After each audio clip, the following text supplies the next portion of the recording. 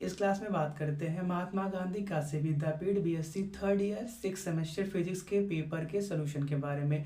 तो ये पहला पेपर था जिसका नाम solid state and nuclear physics है, ठीक है, जो कि आज 25 जून 2024 को हो चुका है। ये एक मल्टीपल चॉइस पैटर्न का था जिसके अंदर टोटल 75 क्वेश्चन पूछे गए थे, ठीक है। हमारे पास जो पेपर है वो सेट ए का पेपर है।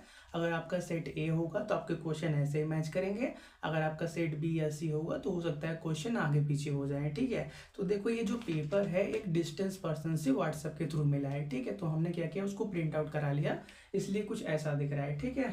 पेपर दूसरा नहीं है, वही है, आप क्वेश्चन मिला सकते हो, ठीक है। तो हम क्या करते हैं, इसी के सोल्यूशन की बात करते हैं। तो देखो जितना पॉसिबल हो सकता है हम आपको डिटेल में इसका सोल्यूशन प्रोवाइड करेंगे। सिर्फ ये एमसीक्यू है तो इसका ये होगा, इसका ये होगा, ये करने की कोशिश, इसमें कम से कम करने की कोशिश करेंगे, ठीक है। जहाँ पे सिर्फ कॉन्सेप्ट लगता है, जैसे क्या बोलते हैं ब्राग इक्वेशन क्या होता है, n lambda equal to 2d sin theta, तो इसको प्रूफ नहीं करेंगे क्योंकि ये फॉर्मूला आपको मैं मालूम है, ठीक है। तो ऐसे क्वेश्चन को हम सिर्फ टिक लगा के करा देंगे, और ऐसे क्वेश्चन जिसका आंसर जरूरी है कि कैसे आया वो हम सॉल्व करा के आपको बताएंगे, ठीक है। तो चलिए इसी के बारे में स्टार्ट करते हैं। तो एक बात नोट कर लो, हो सकता है ये वीडियो लंबा हो जाए तो इसको हम 2 पार्ट में तोड़ देंगे, ठीक है। थोड़ा सा फोन से शूट हो रहा है तो फोन का स्टोरेज आपको भी मालूम है कम होता है, ठीक है। तो अगर वीडियो लंबा हो 2 पार्ट में इसको तोड़ देंगे। पहला पार्ट आप अभी देख लेना, कुछ टाइम बाद आपको सेकंड पार्ट में मिल जाएगा, ठीक है। तो चलिए स्टार्ट करते हैं।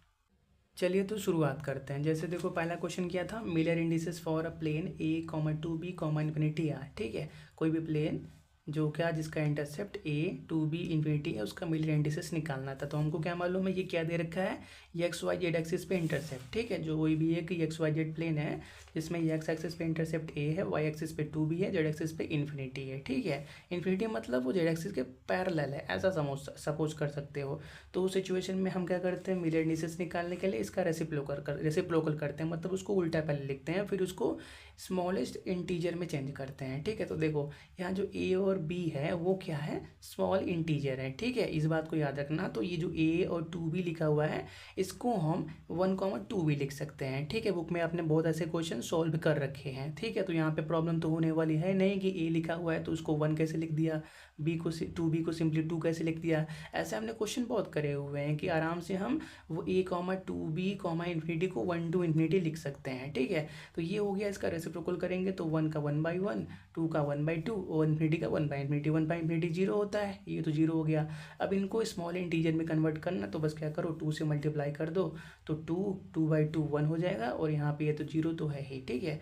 तो क्या हो गया 2, 1, 0। तो पहले क्वेश्चन का करेक्ट ऑप्शन कौन सा हो गया, 3 हो गया, ठीक है। फिर क्या है, the lattice constant a related with the density rho of the crystal material list, ठीक है। तो देखो इसके लिखे जानते हैं हम, डेरिवेशन स्टार्ट करते हैं। Let a be the distance between any 2 neighbouring atoms of same kind, ठीक है। कोई भी 2 आटम है एक तरह के, उनके बीच का डिस्टेंस ए के बराबर है, और rho with the density of crystal, जो क्रिस्टल है उसका डेंसिटी रो के बराबर है। तो मास ऑफ क्रिस्टल किसके बराबर होता है, हमको मालूम है density equal to mass upon volume. तो मास किसके बराबर, वॉल्यूम इंटू डेंसिटी के बराबर, ठीक है।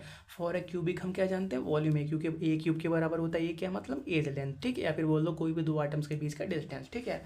तो मास किसके बराबर होगा, वॉल्यूम मतलब ए क्यूब इंटू डेंसिटी के बराबर होगा। तो ये किसके बराबर होता है, हम जानते हैं number of items in a unit cell into molecular weight upon Avogadro number के बराबर होता है, ठीक है। तो rho a cube equal to number of item को एन से डिनोट करते हैं, मॉलिक्यूलर वेट को कैपिटल एम से, एवोगाड्रो नंबर को एन से डिनोट करते हैं। तो यहाँ से ए को सब्जेक्ट बनाओगे तो क्या मिल जाएगा आपको value, N M upon N A rho और होल पावर 1/3 मिल जाएगा। तो मतलब करेक्ट ऑप्शन इसका क्या हो गया, 1 ही हो गया। फिर क्या है, मॉडुलम कांस्टेंट पर यूनिट पर molecule of the conic solid is, ठीक है। तो देखो इसको क्या है, हम इसका डेरिवेशन लिखते हैं। क्वेश्चन नंबर 3 है हमारे पास, ठीक है। तो देखो Madelung constant represent the effect of a specific geometrical arrangement of ions on the electrostatic potential energy. It is the property of crystal structure and depend on the lattice parameter, ठीक है। ये आपका क्रिस्टल का एक property है जो कि lattice parameter पे डिपेंड करता है। वो जो हम पूछ रहे हैं, क्या पूछ रहा है, मॉडुलम कांस्टेंट पर मॉलिक्यूल, अब उसके डेरिवेशन की बात करते हैं, ठीक है। तो देखो हम क्या करते हैं, एक चेन बना लेते हैं, ठीक है। हमारे पास N A plus C L minus है, इन सब का एक चेन बना लेते हैं, और इस वाले एन ए प्लस को ओरिजिन की तरफ मान लेते हैं जहाँ से हम डिस्टेंस को मेजर करेंगे। इधर R0, 2R0, 3R0, नीचे और इसके लेफ्ट में -R0, -2R0, -3R0, ऐसे ही चलता रहेगा, ठीक है। हम क्या करते हैं, लेट अस पिक अप ए पॉजिटिव आयन, कोई भी एक पॉजिटिव आयन पकड़ते हैं, मतलब इसी को पकड़ लेते हैं फॉर रेफरेंस। ठीक है, रेफरेंस के लिए जो हमने आपको अभी बता लिया कि रेफरेंस के लिए किसी एक को पकड़ लेते हैं। रेफरेंस मतलब ओरिजिन, इसको ओरिजिन बना दिया, और आर नॉट क्या है, इन सभी के बीच का डिस्टेंस है। ठीक है, इन सभी के बीच का शॉर्टेस्ट डिस्टेंस है, ऐसा बोल दो, अच्छा रहेगा। ठीक है, तो देखो अब हम क्या करते हैं, कोई भी एक पॉजिटिव आइटम को पकड़ते हैं। पॉजिटिव आइटम मतलब इसी Na+ को पकड़ते हैं, तो ये अगल बगल दो नेगेटिव पार्टिकल से घिरा पड़ा हुआ है। ठीक है, ये अगल बगल दो नेगेटिव आयन से घिरा पड़ा है। ठीक है, और दोनों के बीच में डिस्टेंस कितना है, R0। यहाँ से यहाँ तक का डिस्टेंस R0, यहाँ से यहाँ तक का डिस्टेंस R0। ये नेगेटिव मत देखो, नेगेटिव टू डायरेक्शन डिफाइन करता है कि वो अपोजिट डायरेक्शन में, बस डिस्टेंस देखो कितना है, मैग्नीट्यूड R0 के बराबर है। तो हम क्या करते हैं, कूलम्ब एनर्जी लगाते हैं due to nearest neighbouring edge. ठीक है, तो वो प्लस है और माइनस है, तो इनके बीच कैसा होगा, अट्रैक्टिव फोर्स लगेगा। तो अट्रैक्टिव फोर्स कैसा होता है, हम नेगेटिव साइन के साथ सॉल्व करते हैं। अब नेगेटिव साइन कैसे आया, इसके लिए तो पूरा लेक्चर कम पड़ जाएगा। ठीक है, तो ये सब बात आपको पहले से पता होना चाहिए, क्योंकि हम सिर्फ डिराइव करने वाले हैं। ठीक है, तो देखो क्योंकि अपोजिट चार्ज है तो अट्रैक्ट होगा, तो हम कैसे स्टार्ट करेंगे, मान लेते हैं इसकी बात चल रही है और इसकी बात चल रही है, तो इनके बीच में अट्रैक्शन कितना होगा, -E² देखो यार पोटेंशियल एनर्जी कितना होता है, Q1Q2/R होता है ना, Q1Q2/R, के का वैल्यू 1/4πε0, वही है ना, वही लिखा हुआ है। Q1Q2 मतलब एक हो गया Na+, एक हो गया Cl-। ठीक है, और निगेटिव क्यों है, क्योंकि अट्रैक्टिव फोर्स की बात चल रही है। तो ये हो गया इसकी वजह से, प्लस इसके और इसकी वजह से ये वाला हो गया, सम करोगे कितना आ गया, इतना आ गया। और ऐसे ही क्या कर लेते हैं, किसी भी हम दो रिपल्सिव एनर्जी की बात करते हैं, मतलब किसी भी दो पॉजिटिव या किसी भी दो नेगेटिव के बारे में बात कर लेते हैं। तो देखो मान लेते हैं हम किसके बारे में बात करें, दो पॉजिटिव आयन के बारे में बात करें, तो एक Na+ यहाँ, एक Na+ यहाँ है, इनके बीच का डिस्टेंस कितना है, 2 और नॉट के बराबर। तो प्लस प्लस है तो रिपल करेंगे, तो रिपल्सिव फोर्स को हम प्लस के साथ सॉल्व करते हैं, तो कितना होगा, ऐसे ही ऐड करोगे, एक ये ऐड करोगे, एक ये ऐड करोगे, बस क्या होगा, प्लस प्लस का साइन होगा, ऐड होके इतना आ जाने वाला है। ठीक है, फिर क्या बोलेंगे, at attractive Coulomb energy due to the next neighbouring at a distance 3R0। फिर हम क्या करेंगे, ये जो आपका Na+ है और Cl- है, इसके बीच का अट्रैक्टिव फोर्स निकालेंगे, क्योंकि देखो पूरा क्रिस्टल में हर कोई एक दूसरे को अट्रैक्ट करने वाला है, प्लस माइनस को अट्रैक्ट करेगा और माइनस प्लस को अट्रैक्ट करेगा, और रिपल भी करने वाले हैं सेम चार्ज वाले, तो इसके और इसके बीच में अट्रैक्शन है, तो इसके और इसके बीच में भी होने वाला है। फिर उसको निकालते हैं, तो कितना होगा, 0 यहाँ पे, 3R0 यहाँ पे, मतलब इन दोनों के बीच में डिस्टेंस 3R0 के बराबर। तो सॉल्व करोगे कितना आ जाएगा, जैसे 3R0 इधर है वैसे 3R0 पे ये भी है, तो सॉल्व करके -2E²/4πε0 और डिस्टेंस इस बार 3R0 हो गया। और ऐसे ये क्रिस्टल इन्फिनिटी तक बना होगा, ऐसे इन्फिनिटी तक बना होगा, ऐसे इन्फिनिटी तक बना होगा। तो ऐसे ही क्या करेंगे, आप सभी टर्म को ऐड कर लेंगे, एज सो ऑन लिख दिया, मतलब सभी टर्म को ऐड करते रहेंगे। ठीक है, अब क्या करते हैं, total energy due to all the ion in the linearly arrangement निकालते हैं। तो बस क्या कर लो, सभी को ऐड कर लो। तो करो क्या, -E²/4πε0 और कॉमन निकाल लो, और फिर कि ये जो 2 2 2 हर जगह दिख रहा है ना, उस 2 को अंदर ही कॉमन कर लो, और इसको 1 - 1/2 + 1/3 - 1/4 अलग कर लो। ठीक है, क्योंकि देखो हमको क्या मालूम है, अगर हम log 1 + x का एक्सपेंशन करते हैं तो 1 - 1/2 + 1/3 - 1/4 आता है। ठीक है, तो हमने क्या कर दिया, इसको log 1 + x के बराबर लिख दिया। अब फिर क्या करते हैं, x का वैल्यू 1 लिख लेते हैं, तो log 2 मिल जाने वाला है हमको। और ये जो हमको मिला 2 log 2, यही इसी को हम क्या बोलते हैं, मॉडुलम कांस्टेंट पर मॉलिक्यूल बोलते हैं। क्या बोलते हैं, मॉडुलर कांस्टेंट पर मॉलिक्यूल ऑफ कॉनिक सॉलिड बोलते हैं। ठीक है, तो कितना आ गया वैल्यू इसका, 2 log 2 के बराबर, लॉग ही लिखा हुआ है, नेचुरल लॉग की बात चल रही है। ठीक है, उतना तो सब समझते हैं। ठीक है, 2 log 2 की बात चल रहा है। ठीक है, चलो फिर क्या हमारे पास, फोनॉन्स हैव स्पिन। तो देखो फोनॉन्स का स्पिन 0 होता है। ठीक है, in solid independent vibration of atom is not possible. कोई भी सॉलिड है, ठीक है, सॉलिड में क्या होंगे, आटम आसपास क्या होंगे, अरेंज होंगे। मान लेते हैं अरेंज तो होंगे, सॉलिड है तो पार्टिकल फिक्स भी होंगे, लेकिन वो हमेशा वाइब्रेट करते रहेंगे। ये बात आपको भी क्लियर है कि कोई भी मान लो ट्रेन है, ट्रेन के अंदर हम ठूस ठूस के पैसेंजर को भी भर दें, फिर भी वो अपनी जान को बचाने के लिए, सांस लेने के लिए हल्का फुल्का एक दूसरे को धक्का मुक्की करेंगे। तो वैसे ही पार्टिकल को सॉलिड फॉर्म में है तो कितना भी क्लोजली पैक कर दो, वो वाइब्रेट तो करते रहेंगे। ठीक है, और क्वांटम मैकेनिक्स ये भी बोलता है कि 0 केल्विन पे जो क्या बोलते हैं, रोटेशनल जो चीज़ बचती है वो सिर्फ वाइब्रेशनल एनर्जी ही बचती है। ठीक है, जो रोटेशनल होता है वो तो रुक जाता है, लेकिन वाइब्रेशनल एनर्जी 0 केल्विन पे भी एग्जिस्ट कर जाती है, ठीक है। तो देखो वाइब्रेशनल तो करते रहेंगे, और वाइब्रेशनल किसी भी एक आटम का अकेला नहीं होता है, वो वाइब्रेट करेगा तो अपने बगल वाले को भी वाइब्रेट करेगा, वो उसके बगल वाले को भी वाइब्रेट करेगा, ठीक है। मतलब क्या, इंडिपेंडेंट किसी भी आटम का अकेले वाइब्रेट करना पॉसिबल नहीं है। Vibration pass through atom to atom, एक वाइब्रेट किया वो दूसरे को पास करेगा, दूसरा तीसरे को, जैसे स्ट्रिंग में होता है वाइब्रेशन, वही बात चल रही है, ठीक है। Due to this lattice vibration mechanical wave are generated that carry heat and sound throughout the material, ठीक है। A packet of these wave can travel throughout the crystal with a definite energy and momentum. This wave are treated as a particle as called phonons, ठीक है। Most of the concept which apply to photons are also valid for phonons।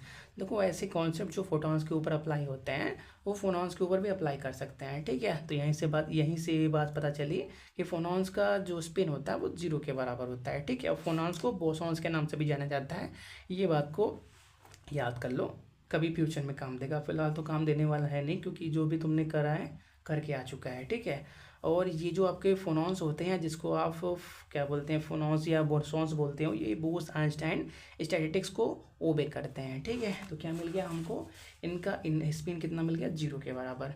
फिर क्या है, Bohr magnetron, जिसको mu naught से denote करते हो, वो कितने के बराबर होता है, एम क्या है, मास ऑफ इलेक्ट्रॉन लिखा हुआ है, ठीक है।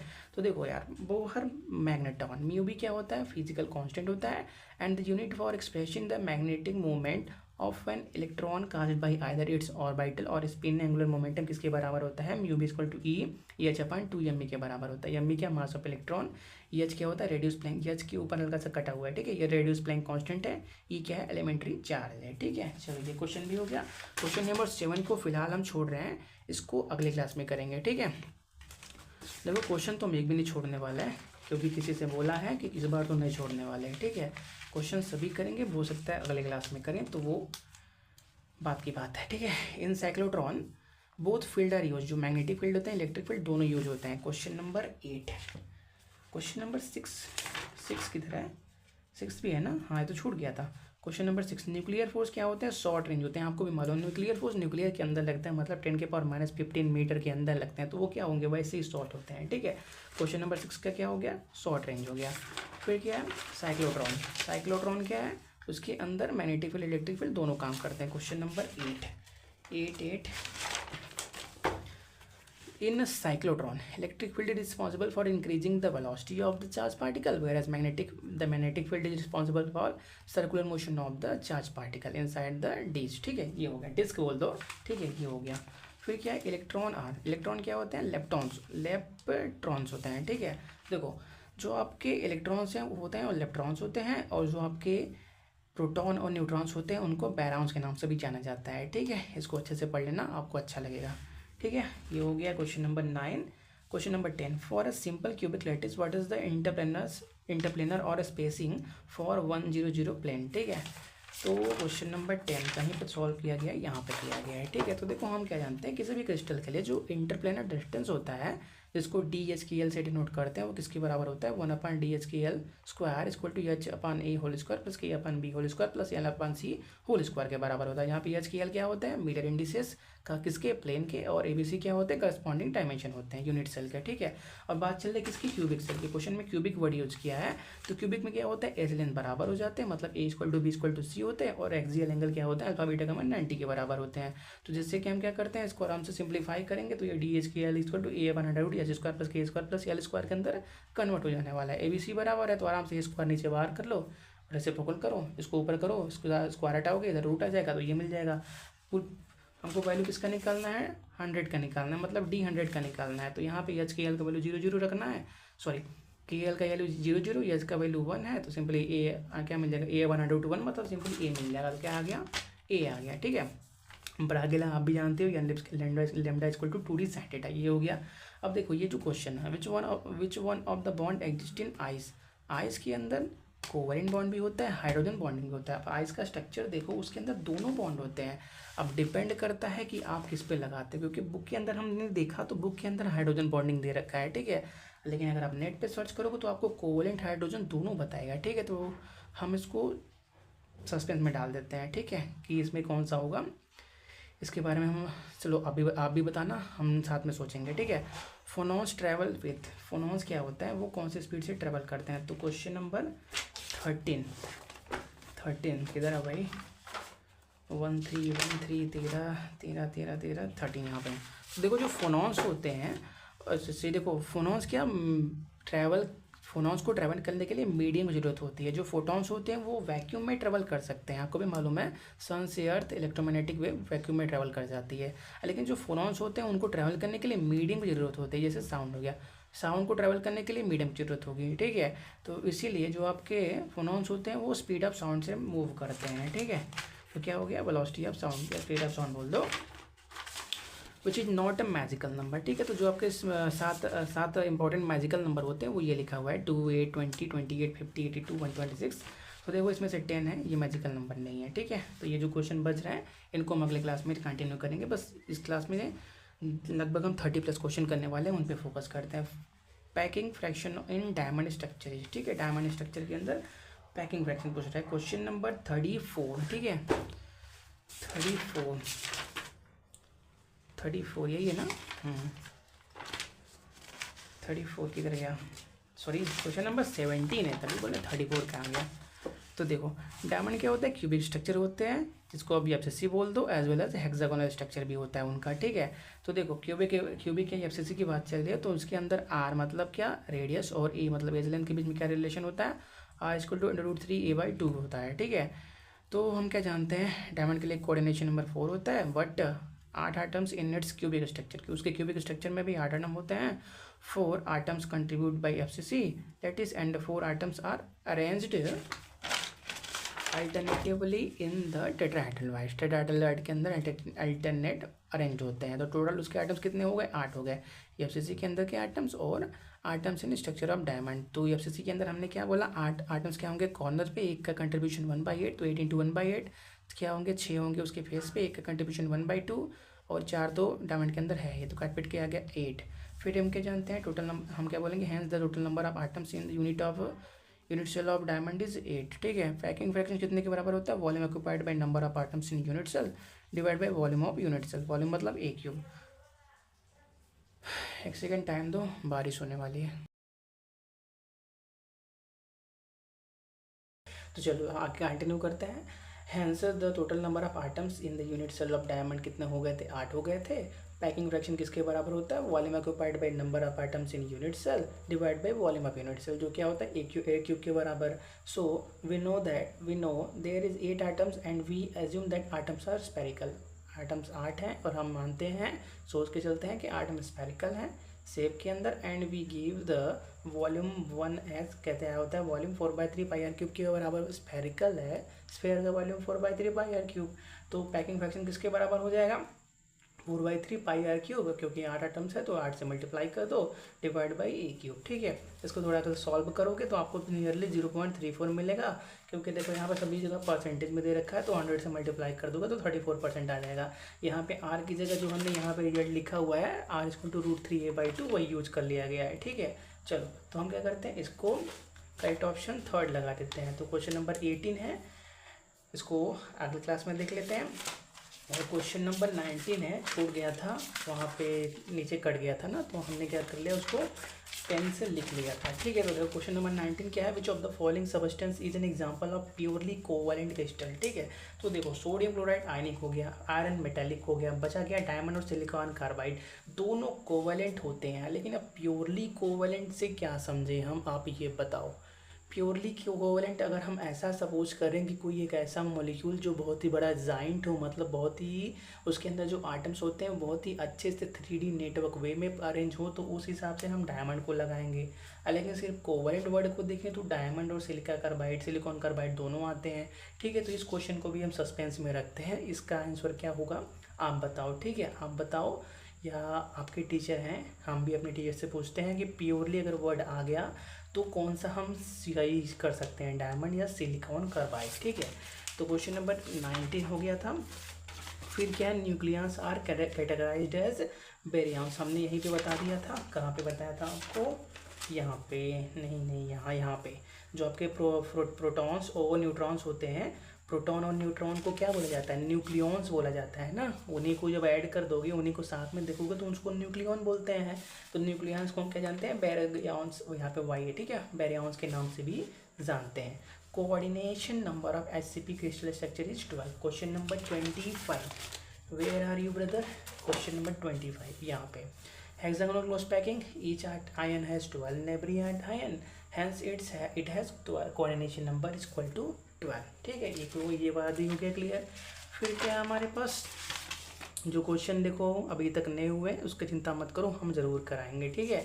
Radius of the nucleus R is proportional to, ठीक है। अब radius of nucleus, question number 29, आपको इसका सॉल्यूशन बताते हैं, ठीक है। क्वेश्चन नंबर 29 देखो हम सॉल्व कर रहे थे तो आगे पीछे हो गया है सॉल्व करते टाइम, ठीक है। जो क्वेश्चन पहले समझ में आ गया उसको पहले सॉल्व कर लिया था। देखो ये एक मान लो न्यूक्लियस है हमारे पास, आटम नहीं न्यूक्लियस है, न्यूक्लियस का रेडियस R है, ठीक है।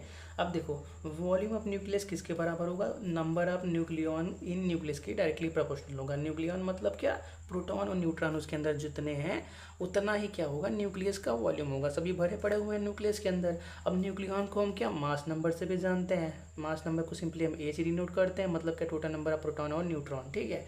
तो वॉल्यूम क्या होता है, क्योंकि हमने बोल रखा है कि जितने भी पार्टिकल हैं उनको स्फेरिकल शेप दे दो, तो न्यूक्लियस भी स्फेरिकल हो गया, तो 4/3 πr³ directly proportional to A हो गया। यहाँ से R को सब्जेक्ट बनाओगे तो R is directly proportional to A के पावर 1/3 होगा, ठीक है। और ये जो आपके पास कांस्टेंट बचते हैं, 3 इधर मल्टीप्लाई आ जाएगा, 4 नीचे आ जाएगा, पाई नीचे आ जाएगा, इन सबको मिला देते हो तो R नॉट एक कांस्टेंट बन जाता है, जिसका वैल्यू क्या होता है 1.2 इंटू 10 के पावर -15 होता है, ठीक है।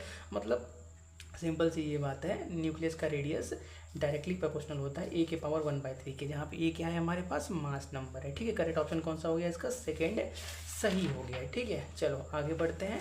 अब फिर क्या है हमारे पास, number of atom per unit cell for face centred cubic cell, ठीक है। तो इसको क्या करो आप समझ के लिखो, ठीक है। हमने क्या किया हुआ है, कुछ टाइम पहले जब हम पहला क्लास स्टार्ट कर रहे थे उसी टाइम पे इसका एक्सप्लेनेशन शूट कर लिया था, तो हम क्या करते हैं उसको ऐड कर देते हैं, ठीक है। आप उसको देख लेना। और हाँ एक बात और देखो, क्वेश्चन नंबर 35 है, विच bond is directional in nature. तो कोवेलेंट बॉन्ड डायरेक्शनल कैसे हुआ, ये बात भी हमने तो पहले ही शूट कर लिया था, ठीक है। बारिश ना आए इसी वजह से पहले जो भी क्या बोलते हैं अपने सामने खड़े होकर शूट करने वाला था उसको पहले ही कर लिया था, तो इसको भी आप देख लेना, ठीक है। फिर हम आगे बढ़ते हैं, ठीक है। तो फेस सेंटर्ड क्यूबिक पढ़ने के लिए थोड़ा सा उसकी ज्योमेट्री को समझ लेते हैं, ठीक है। EFCC को पढ़ना है हमको, तो मान लेते हैं कोई भी एक EFCC हमारे पास स्ट्रक्चर है। EFCC में होते क्या है, 8 लेटेस्ट पॉइंट कॉर्नर पे होते हैं और हर फेस पे भी एक लेटेस्ट पॉइंट होता है, ठीक है। चलो लेटेस्ट पॉइंट मतलब आटम मॉलिक्यूल आयन कुछ भी हो सकता है, उसकी बात चल रही है, ठीक है। तो मान लेते हैं एक यहाँ पे, एक यहाँ पे, 3 4 5, सॉरी यहाँ पे नहीं होगा, यहाँ पे होगा, ठीक है। 5 6 7 8 लेटेस्ट पॉइंट हो गए कॉर्नर पे। और देखो हमारे पास क्यूब में फेस कितने होते हैं, 6 होते हैं। तो देखो मान लेते हैं एक आगे वाला, एक पीछे वाला, 2 इधर इधर, 4 ऊपर नीचे, 6 हो गए, ठीक है। तो 6 फेसेस पे एक एक आटम्स हो गए, एक यहाँ पे, एक यहाँ यहाँ यहाँ यहाँ और यहाँ आगे पीछे, ठीक है। तो देखो ये जो कॉर्नर वाला आटम है उसका कंट्रीब्यूशन इस यूनिट सेल के अंदर कितना होगा, ठीक है। तो देखो आपने क्या वो क्यूब खेला हुआ है ना, तो उसी को सपोज कर लो, मान लो हमने एक ये क्यूब रख दिया, ठीक है। ये क्यूब रख दिया, ये नीचे वाला बेस है और ये ऊपर वाला बेस है, ठीक है। तो मान लेते हैं हम इस आटम का कंट्रीब्यूशन देखते हैं कि इस आटम का कंट्रीब्यूशन इस यूनिट सेल के अंदर कितना है, ये जो कॉर्नर पे आटम है, ठीक है। तो इसके जस्ट बगल में एक क्यूब रखा जा सकता है, ठीक है। ये क्यूब है, इसके जस्ट बगल में एक क्यूब रखा जा सकता है, उसके जस्ट पीछे एक क्यूब रखा जा सकता है और उसके इधर भी एक क्यूब रखा जा सकता है। कहने का मतलब इस प्लेन के अंदर किसी एक पॉइंट के अगल बगल 4 क्यूब रखे जा सकते हैं। एक हमारे पास खेलने वाला क्यूब है, उसको हमने यहाँ पे रख दिया, तो मान लो ये हम आटम की बात कर रहे हैं, तो इसके यहाँ पे भी एक क्यूब रखा जा सकता है और फिर क्या उसके यहाँ पे भी एक क्यूब रखा जा सकता है और उसके यहाँ पे भी एक क्यूब रखा जा सकता है। कहने का मतलब नीचे वाले बेस में वो आइटम 4 क्यूब से टच में है और ऐसे 4 ऊपर भी रख सकते हैं। कहने का मतलब ये जो कॉर्नर वाला आइटम होगा वो अपने आसपास के 8 आइटम से घिरा होगा, तो उसका किसी भी एक यूनिट सेल में कंट्रीब्यूशन कितना होगा 1/8 का, क्योंकि 8 से घिरा हुआ है। सपोज कर लो कोई एक बॉल है तो यहाँ पे रखी हुई है जो कि 8 अलग अलग क्यूब में इक्वली डिवाइड है, तो एक में कितना होगा 1/8 होगा, सिंपल सा। तो कॉर्नर पे आटम का कंट्रीब्यूशन उसके यूनिट सेल में कितना होता है 1/8 होता है, ठीक है। ये सब बात अपने ट्वेल्थ में भी पढ़ रखी है, बस थोड़ा सा रिवीजन कर रहे हैं, ठीक है। और बात करते हैं फेस वालों की, ठीक है। तो देखो फेस में कितने हैं, 6 हैं, 6 फेस है, 6 आइटम है। तो किसी भी एक फेस पे पड़े आइटम का उस यूनिट सेल के अंदर कंट्रीब्यूशन कितना होगा। मान लेते हैं हम इस वाले फेस की बात कर रहे हैं, यहाँ पे जो एक आइटम है, आइटम को जनरली हम स्फेरिकल शेप देते हैं, ठीक है, जिससे पढ़ने में आसानी होती है। तो हम सपोज करते हैं कि ये इसके हम ये देखते हैं कि इस आइटम का कंट्रीब्यूशन इस यूनिट सेल में कितना होगा, ठीक है। तो मान लेते हैं ये वाला जो फेस है वहाँ पे एक बॉल रखी हुई है, ठीक है। तो ये वाला फेस है, इसके बगल में एक फेस रखा जा सकता है, मतलब ये वाला क्यूब है, ये जो क्यूब है उसका जो इधर वाला फेस है, यहाँ पे एक बॉल रखी हुई है, इसके बगल में दूसरा क्यूब रखा जा सकता है, तो उसका भी फेस क्या होगा, इससे कॉन्टेक्ट में आएगा। लेकिन अगर हम क्या करते हैं, इसके ऊपर एक बॉल रखते हैं, तो उससे इस पर फर्क नहीं पड़ने वाला है, क्योंकि यहाँ पे फेस के अंदर है, फेस के अंदर मतलब बीच में है, बीच में है, तो क्या होगा, ऊपर से उसको फर्क नहीं पड़ने वाला है, ना ही नीचे से फर्क पड़ने वाला है, बस उसको साइड से फर्क पड़ेगा। एक तो उधर है ही, आधा चला के आधा क्या दूसरे में चला जाएगा, जिससे होगा क्या, इस आइटम का कंट्रीब्यूशन इसके अंदर कितना हो जाएगा, 1/2 का हो जाएगा, ठीक है। तो कॉर्नर पे आइटम्स का कंट्रीब्यूशन उस यूनिट सेल में कितना होता है, 1/8 होता है, और फेस का कंट्रीब्यूशन कितना होता है, 1/2 होता है। तो हम बात करते हैं आयनिक क्यों नॉन डायरेक्शनल होता है और कोवलेंट क्यों डायरेक्शनल होता है, ठीक है। तो देखो आयनिक के केस में जैसे हम बात करते हैं NaCl के बारे में, तो सोडियम क्लोराइड के अंदर क्या है, Na+ है और Cl- है, इनके बीच क्या आयनिक बॉन्ड बना हुआ है, आयनिक बॉन्ड इनके बीच बना हुआ है, ठीक है। अगर हम क्या करें, इस Cl- को यहाँ से उठा के यहाँ पे कर दे तो कोई फर्क पड़ने वाला है नहीं है। अब क्या ऐसे आयनिक बॉन्ड बन जाएगा, कहने का मतलब Cl- को आप किधर भी रख दो, आप क्या करो, Cl- को यहाँ रखो, Na+ को यहाँ पे रख दो, कोई फर्क नहीं पड़ने वाला है, इनके बीच जो बॉन्ड बन रहा है वो हमेशा उसी तरह का बनेगा। कहने का मतलब इन दोनों के बीच में जो चार्ज डेंसिटी है वो स्पेस में हर जगह यूनिफॉर्म है। Cl- यहाँ रहे, यहाँ रहे, यहाँ रहे, यहाँ रहे, कहीं भी रहे, उन दोनों के बीच में जो बॉन्ड बन रहा है उसका डेंसिटी हर जगह सेम ही रहने वाला है। ऐसा नहीं है कि हम Cl को यहाँ से उठा के यहाँ कर देंगे तो इस दोनों के बीच का जो स्ट्रेंथ है वो यहाँ के मुकाबले में अंतर आ जाएगा, ऐसी कोई बात नहीं है, ठीक है। तो इसीलिए जो आपके आयनिक होते हैं उनको नॉन डायरेक्शनल बोला जाता है। कैसे होते हैं वो, नॉन डायरेक्शनल होते हैं, मतलब उनमें डायरेक्शन की जरूरत नहीं पड़ती, वो कहीं पे भी रहें, कैटायन एनायन अगर ये आसपास आ रहे हैं तो आप आसानी से आयनिक बॉन्ड बना लेते हैं, ठीक है। और वही अगर हम बात करें कोवैलेंट में, ठीक है, तो मान लेते हैं हमारे पास एक सिंपल px ऑर्बिटल है, ठीक है। मान लेते हैं ये हमारे पास x एक्सिस है, ये एक x ऑर्बिटल px ऑर्बिटल है, ठीक है। तो मान लेते हैं ये पॉजिटिव लोब है, ये नेगेटिव लोब है। और अगर हम मान लेते हैं यहाँ पे एक py ऑर्बिटल आ गया, ठीक है, py ऑर्बिटल आ गया, प्लस आ गया, माइनस आ गया। तो अगर हम क्या करें, इन दोनों का ओवरलैपिंग कराना चाहे, ठीक है, जैसे देखो यहाँ पे इन दोनों का ओवरलैपिंग करना चाहे तो मान लो ये वाला पोर्शन ब्लैक वाला, ये जो हेड है ना, ये प्लस को मान लेना। तो मान लो ये ऐसे है और ये ऐसे है, इनका ओवरलैपिंग कभी भी इफेक्टिवली नहीं होगा, ठीक है। ज़्यादा से ज़्यादा क्या हो सकता है कि ये हल्का सा यहाँ पे ज्वाइंट हो जाए, ठीक है। लेकिन अगर हम क्या कर दें, इस py की जगह एक दूसरा px ही लें, क्या कर दें, py की जगह दूसरा px ही लें, जिसका ये प्लस लोब और ये माइनस लोब है, तो ये क्या करेंगे, एकदम इफेक्टिवली ओवरलैप करेंगे, ठीक है। मतलब कोवलेंट बॉन्ड के केस में जो डायरेक्शन है वो इंपॉर्टेंट है कि किस डायरेक्शन से आप अप्रोच करा रहे हो। कोवलेंट बॉन्ड स्ट्रॉन्ग बनाना है तो क्या कर लो, उसको हेड ऑन ओवरलैपिंग कराओ, हेड ऑन ओवरलैपिंग कराओगे, जो सिग्मा बॉन्ड बनेगा वो क्या होगा, स्ट्रॉन्ग बनेगा। तो इसीलिए क्या बोला जाता है, कोवलेंट बॉन्ड कैसे होते हैं, डायरेक्शनल नेचर के होते हैं। कैसे, डायरेक्शनल नेचर के होते हैं, ठीक है। और ऐसे अगर मेटेलिक के बारे में बात करें तो मेटेलिक का एक एग्जांपल ले लेते हैं, ठीक है। कोई भी मेटल का आटम ले लो, मेटेलिक, तो देखो मान लेते हैं हमारे पास कोई भी मेटल का आइटम है जिसके बीच में न्यूक्लियस है और इलेक्ट्रॉन रिवॉल्व कर रहा है, ठीक है। अब इलेक्ट्रॉन यहाँ पे रिवॉल्व कर रहा है तो न्यूक्लियस इलेक्ट्रॉन के बीच कुछ फोर्स है। अब इलेक्ट्रॉन मूव करके यहाँ पे आ गया तो उस सिचुएशन में भी न्यूक्लियस इलेक्ट्रॉन के बीच कुछ फोर्स है। अब बताओ, जब इलेक्ट्रॉन यहाँ पे था, घूम के यहाँ पे आ गया, तो इस टाइम का जो फोर्स है और इस टाइम का जो फोर्स है उसमें फर्क पड़ने वाला है, नहीं फर्क पड़ने वाला, दोनों सेम ही रहने वाले हैं, ठीक है। तो इसीलिए मेटेलिक भी नॉन डायरेक्शनल ही होते हैं, सिर्फ हमारे पास कोवलेंट कैसा होता है, डायरेक्शनल नेचर का होता है, ठीक है। तो ये बात नोट कर लो आज से कि आयनिक कैसे होते हैं, नॉन डायरेक्शनल, मेटालिक बॉन्ड भी कैसे होते हैं, नॉन डायरेक्शनल, और कोवलेंट बॉन्ड कैसा होता है, डायरेक्शनल नेचर का होता है, ठीक है। तो क्वेश्चन नंबर 37 है 1 AMU इज इक्वल टू, ठीक है, क्वेश्चन नंबर 37 1 AMU का वैल्यू बताना है, ठीक है। तो देखते हैं यहाँ पे question number 37, atomic mass unit जिसको हम AMU से जानते हैं, ठीक है, is a unit of mass use to express mass of atomic particles. 1 AMU किसके बराबर होता है? 1/12 of mass of C12, carbon 12 के 1/12 ऑफ के मास के बराबर होता है। और 1 AMU का वैल्यू कितना होता है? 1.66 × 10⁻⁻27 kg होता है। हम जानते हैं आइंस्टाइन मास एनर्जी इक्विवेलेंस किससे हम क्या जानते हैं? Equal to delta m c square. तो एक AMU के लिए हम इक्वल टू MC स्क्वायर लगाते हैं, ठीक है। तो M का वैल्यू ये हो गया, C का वैल्यू 3 × 10⁸ मीटर पर सेकेंड हो गया। तो इसको सॉल्व करोगे तो नियरली आपको 1.49 × 10⁻⁻10 जूल मिलने वाला है, क्योंकि स्पीड ऑफ लाइट 2.90 समथिंग होता है, लेकिन हम कैलकुलेशन के लिए 3 मान के चलते हैं, ठीक है। तो नियरली इतना ही मिलेगा। लेकिन हम क्या जानते हैं? 1 मेगा इलेक्ट्रॉन वोल्ट 1.6 × 10⁻13 जूल के बराबर होता है। तो अगर हम क्या करते हैं, इस वैल्यू को 1 मेगा इलेक्ट्रॉन वोल्ट से डिवाइड कर देंगे तो हमको जो भी रिजल्ट होगा वो मेगा इलेक्ट्रॉन वोल्ट के अंदर मिल जाएगा। तो इसको सॉल्व करोगे नियरली आपको 931 पॉइंट समथिंग मिलेगा। तो 931 को लेके चलते हैं 0.5 मेगा इलेक्ट्रॉन वोल्ट। देखो यहाँ पे किलो इलेक्ट्रॉन वोल्ट दिया है, मेगा इलेक्ट्रॉन वोल्ट, तो correct option mega electron volt होगा, ठीक है। चलो तो आगे बढ़ते हैं। The highest binding energy per nucleon is corresponding to. तो देखो इसका एक्सप्लेनेशन आप बुक के अंदर देखो, ठीक है। ये क्लास 12 का बुक है, इसके अंदर binding energy per nucleon versus mass number का ग्राफ दे रखा है। तो देखो सबसे ज़्यादा किसका है? एटॉमिक नंबर 56 के लिए, जो एटॉमिक नंबर नहीं, मास नंबर 56 के लिए। ये जो 56 है आयरन के लिए, इसके लिए जो बाइंडिंग एनर्जी पर न्यूक्लियन का ग्राफ है सबसे ऊपर रहता है, ठीक है।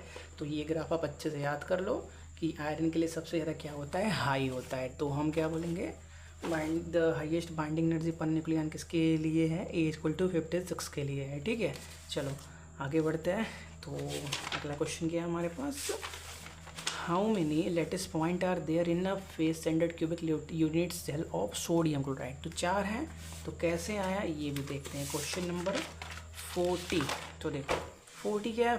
40 है हमारे पास फेस सेंटर्ड क्यूबिक के बारे में बात कर रहा है। तो पहले फेस सेंटर्ड क्यूबिक के बारे में कुछ इंपॉर्टेंट बात देख लो कि फेस सेंटर्ड क्यूबिक के अंदर ऑर्थोगोनल वाइड 4 होते हैं, टेट्रागोनल वाइड 8 होते हैं। ऑर्थोगोनल वाइड के बारे में बात करें तो बॉडी सेंटर के अंदर 1 होता है और एज सेंटर के अंदर 3 होता है। ये तो बात हो गई समरी के बारे में। आया कैसे वो देखो, ठीक है। क्या लिखा हुआ है? सोडियम क्लोराइड है एब्सिसिव structure in which the Na+ is occupying all the octahedral wide side, hence the number of sodium ion Na+ कितने के बराबर होगा? 1, जो बॉडी सेंटर के अंदर है। और हमारे पास एजेस कितने हैं? 12 एजेस हैं। और एक का कंट्रीब्यूशन, एक एज पे पड़ा हुआ एक आइटम का कंट्रीब्यूशन उस यूनिट सेल में 1/4। तो 12 × 1/4 काट के कितना हो गया? 4 हो गया। सॉरी 12 × 1/4 3 हो गया। और यहाँ पे 1 कितना हो गया? 4, मतलब 4 Na+ हमारे पास टोटल सेल के अंदर, टोटल एक सेल के अंदर आयन्स है। वैसे ही 10 Cl- मतलब chlorine ion are at the corners and at the centre of each face of the cube, hence the number of Cl- is, मतलब क्लोरीन आयन कितने होंगे? क्लोरीन मतलब क्या, कहाँ पे है? फेस पे है और कॉर्नर पे है। तो कॉर्नर पे मतलब 8 कॉर्नर पे, एक का कंट्रीब्यूशन 1/8। और फेस पे मतलब 6 फेस पे, एक का कंट्रीब्यूशन 1/2, मतलब 3 + 1 4 यहाँ से भी आ गया। तो क्या बोलेंगे? Has the unit cell of NaCl that is has 4 NaCl units. तो कितना मिल गया हमको? 4 मिल गया, ठीक है। फिर देखो क्या है हमारे पास, जितने क्वेश्चन बच रहे हैं चिंता ना करो, उनका आंसर आपको मिल जाएगा, ठीक है। फिर क्या हमारे पास? For simple cubic lattice the interplanar ratio D100:D110:D111 is, ठीक है। Question number 48 where are you? Question number 48 यहाँ पे हो। देखो D100 किसके लिए बात कर रहा है? सिंपल क्यूबिक के लिए। तो फॉर्मूला तो हमने बता दिया कैसा रहेगा। D100 है मतलब A/√1² + 0 0 मतलब क्या, वो A आने वाला है। D110 है तो 1² मतलब A√2 होगा। D111 है मतलब A/√1 मतलब A√3 हो जाएगा। रेशियो A:√2 A:√3 है तो A से डिवाइड कर देते हैं तो 1:1/√2 1/√3 मिल जाने वाला है। तो उसने देखो क्या दे रखा है यहाँ पे नीचे V2 V3 रह रखा है। तो हमने सोचा V2 का मतलब √2 होगा और V3 का मतलब √3 होगा, इसीलिए हमने क्या कर दिया, ऐसा बना दिया, ठीक है। तो हो सकता है इसका मतलब यही हो, इसलिए पहला ऑप्शन सही कर दिया। तो ये हो गया सही आंसर, ठीक है। चलो